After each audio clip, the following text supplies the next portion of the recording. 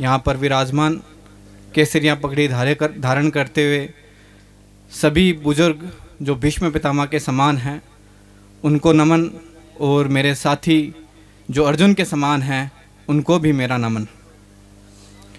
कि बात शक्ति संयोजन की है। शक्ति संयोजन क्या है? एक विचार है। जब हम विचार की बात करते हैं तो ये मन में प्रश्न आता है कि बात कहाँ से शुरू करें, विचार क्या है।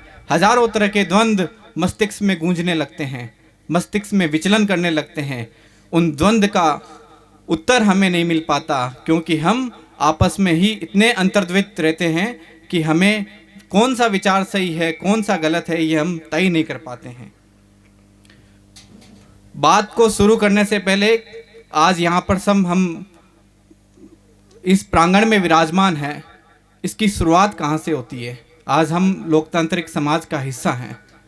लोकतंत्र की नींव आज से 2500 वर्ष पूर्व, 2600 वर्ष पूर्व महात्मा बुद्ध ने, जो एक क्षत्रिय थे, उन्होंने रखी। लेकिन हम उनकी बातों को, उनके विचारों को हम समझ ही नहीं पाते।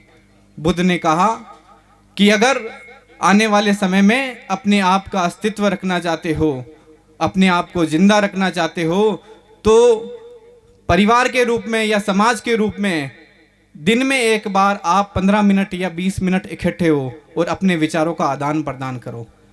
अगर दिन में नहीं हो सकते तो सप्ताह में हो, सप्ताह में नहीं हो सकते तो एक महीने में हो, महीने में हो नहीं सकते तो एक साल में कम से कम एक बार साथ एक जाजम पर बैठो और अपने विचारों को आदान प्रदान करो। भगवान बुद्ध से आनंद ने प्रश्न किया, उनके प्रिय शिष्य थे आनंद, उन्होंने प्रश्न किया कि भगवान, मनुष्य के निर्माण में सबसे अधिक योगदान किस चीज का होता है? भगवान बुद्ध ने कहा कि जो कुछ भी हम वर्तमान में है सब वो विचार तय करते हैं कि मनुष्य का निर्माण क्या है। दूसरा, भविष्य का निर्माण भी विचार ही तय करते हैं कि भविष्य कैसा होगा। बुद्ध के बाद से जितने भी क्षत्रिय आए, बुद्ध एक क्षत्रिय थे जिन्होंने उस समय की पीड़ा को समझा कि लोग जो हम आज बोलते हैं कि दलित समाज के लोग हैं या दूसरी समाज के लोग हैं, उनको ब्राह्मणवादी और प्रखर पंडावादी तत्वों ने उनको दूर किनारे कर दिया था। बुद्ध ने समझा क्षत्रिय होते कि इनको दूर करना सही नहीं है और उन्होंने एक जाजम पर उनको एक अपने साथ लेकर और एक नए धर्म को स्थापित कर दिया जिसको हम भूल गए। और आज भी वही हो रहा है। आज एक नया डिस्कोर्स पैदा हो रहा है कि जो दलित समाज के लोग हैं वो बुद्धिज्म की ओर जा रहे हैं। क्यों? हम लोग भूलते हैं, दूसरे लोग बोलते हैं कि हम तो हिंदू हैं, हम बुद्ध हैं, हम जैनी हैं, अलग अलग लोग, अलग अलग धर्म, मुस्लिम समाज, तमाम धर्म, तमाम संप्रदाय है। लेकिन बुद्ध जो क्षत्रिय थे उन्हीं के धर्म की ओर आकर्षित हो रहे हैं।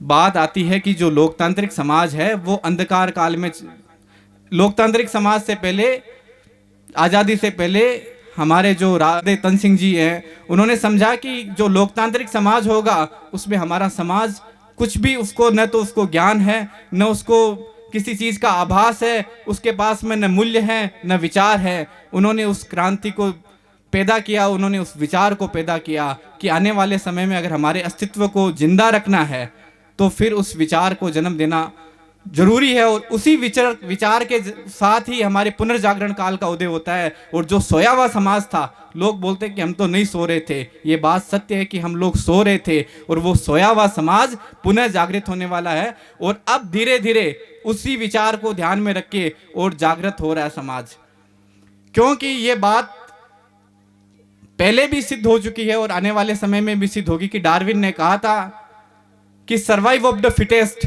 जो ताकतवर होगा वही शासन करेगा। और ये बात सत्य है। अगर हमने अपने आप को ताकतवर नहीं बनाया तो हम न तो हमारा अस्तित्व बचा सकते हैं, न हमारे विचार बचा सकते हैं, न हमारे मूल्य बचा सकते हैं, न हमारे संस्कृति को बचा सकते हैं, न हमारे इतिहास को बचा सकते हैं, न हम परंपराओं को बचा सकते हैं। और यही आज हमारे साथ में हो रहा है।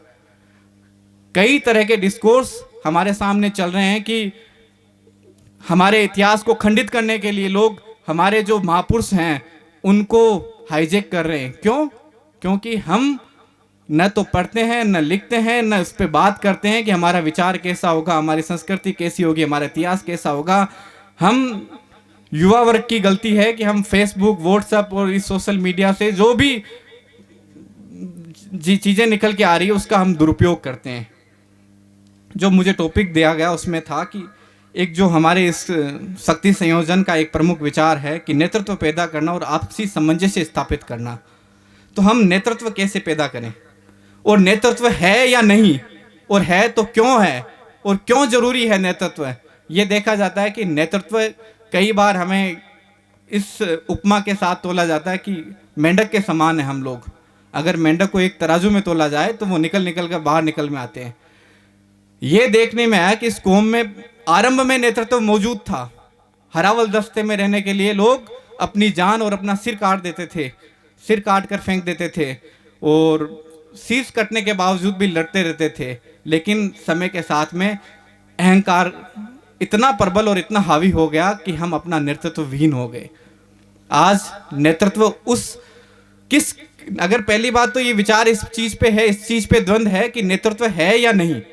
अगर नेतृत्व है तो कौन नेतृत्व करेगा, और नेतृत्व करने वाले व्यक्ति का चरित्र कैसा होगा, सामाजिक जीवन कैसा होगा, और उसका राजनीतिक जीवन कैसा होगा। अगर व्यक्ति के चरित्र में कुछ खोट है, उसके सामाजिक जीवन में कुछ खोट है, और वो राजनीतिक नेतृत्व करता है, तो हम उससे क्या सामाजिक प्रेरणा ले, तो वो कितना उचित है या कितना नहीं है। ये सब हमारे विचार के अंदर आते रहते हैं, कौनते रहते हैं। दूसरी चीज जो आती है कि कौन नेतृत्व करेगा। कोई विचार हमारा नेतृत्व करेगा, कोई पुस्तक हमारा नेतृत्व करेगी, कोई व्यक्ति हमारा नेतृत्व करेगा। अगर पुस्तक करेगी तो कौन सी पुस्तकें करेगी, महापुरुष करेंगे तो कौन से महापुरुष करेंगे, अगर विचार करेगा तो कौन से विचार हमारा नेतृत्व करेंगे, और अगर व्यक्ति नेतृत्व करेगा तो कौन व्यक्ति नेतृत्व करेगा। ऐसा व्यक्ति नेतृत्व करेगा जिसकी कथनी करनी और उसके कर्म में फर्क हो, डिफ्रेंशिएट हो, या ऐसा व्यक्ति नेतृत्व करेगा जिसकी कथनी में, करनी में, उसके विचारों में, उसके व्यवहार में कोई परिवर्तन नहीं, जो बोलता है वही करता है। हम देखने में आते हैं, हम जब सामान्य हम यहाँ से किसी मंच पर कोई नेता या फिर हमारे जो लीडरशिप है वो भाषण देके जब जाते हैं वापस, तो भाषण तो बहुत अच्छा देते हैं, और बाद में हम लोग जब विचार करते हैं कि ये इलेक्शन का समय आता है, तब भी वो अपनी बात को अच्छे तरीके से रखते हैं कि हम ये करेंगे, लेकिन बाद में हम युवाओं के मन में आता है कि वो हमारे साथ खड़े नहीं होते हैं। तो अगर ऐसा व्यक्ति नेतृत्व करता है जो समाज का है, लेकिन समाज की बातों को, समाज के हितों को दरकिनार कर देता है, और एक दूसरा ऐसा व्यक्ति भी है जो हमारे समाज का नहीं होकर भी हमारे समाज की बात को पुरजोर तरीके से रखता है, ये सब विचार हमें करने होंगे। क्योंकि आज हम लोग को बना लोग बोलते हैं या फिर जो भी बोलते हैं, थोड़ी बहुत भी इज्जत करते हैं, ये इज्जत हमारी नहीं है। हम ये भ्रम पाल लेते हैं कि ये जो भी इज्जत कर रहे हैं वो हमारी है। ये जो भी इज्जत है, आज भी अगर हमारे पास में 1 इंच भी जमीन है और थोड़ी बहुत भी इज्जत है, लोग बना हुक्म करते हैं, ये सब पूर्वजों की कमाई हुई है, पूर्वजों की दी हुई है, क्योंकि पूर्वजों ने शीश कटाया था हमारे लिए। हमारे पास क्या है, हमने अभी खुद की विचारशीला को डेवलप नहीं किया, और हमने न ऐसे कर्म किए जो जरूरी हैं हमारे इस समाज में जिंदा रहने के लिए, इस लोकतांत्रिक समाज में जिंदा रहने के लिए, अपने अस्तित्व को बचाने के लिए। उन सब बातों पर भी विचार करना होगा। हमारे प्रतीकों को कैसे जिंदा रखें, उन सब बातों पर भी विचार करना होगा। दूसरी चीज आती है कि कूटनीतिक विचारों का प्रचार प्रसार कैसे करें। यह भी एक बड़ी सोचने वाली बात है कि जो हमारे विचार हों वो आगे तक कैसे जाए, और उसको जिंदा रखने के लिए क्या करें। कूटनीतिक विचारों को जिंदा रखने के लिए, उनको आगे तक ले जाने के लिए, उसको नेतृत्व के रूप में बनाने के लिए हमें एक थिंक टैंक की आवश्यकता है। अगर जब तक थिंक टैंक नहीं बनेगा, थिंक टैंक ऐसा होगा जो लोगों के, आज हम जब देखते हैं लोकतांत्रिक समाज में, पूरी दुनिया में जो भी समाज या जो भी सरकारें काम करती है वो थिंक टैंक के माध्यम से ही करती है।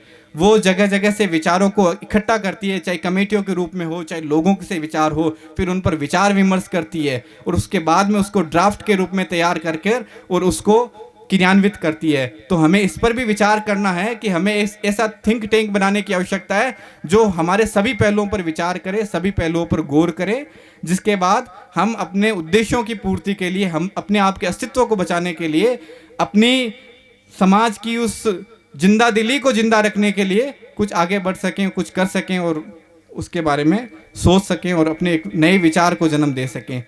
मैं सभी का बहुत बहुत धन्यवाद।